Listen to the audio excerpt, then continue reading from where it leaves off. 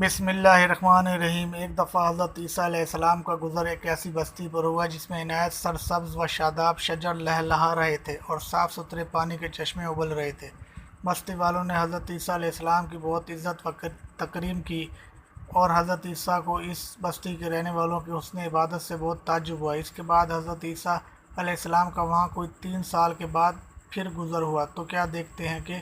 اس جگہ کے تمام درخت سوکھ گئے ہیں اور پانی کے چشمے بھی خشک ہو گئے ہیں اور بستی کے تمام گھر چھتوں کے بل گر پڑے ہیں۔ اب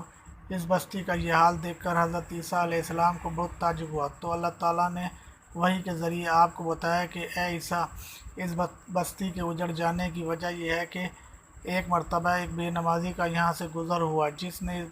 بستی کے ایک چشمے سے پانی پی لیا تھا اور منہ دھو لیا تھا، جس کا نتیجہ یہ ہوا کہ بستی کے تمام چشمے خشک ہو گئے، درخت سوکھ گئے اور مکان تباہ و برباد ہو گئے۔ اے عیسیٰ، جب نماز کو چھوڑ دینا دین کے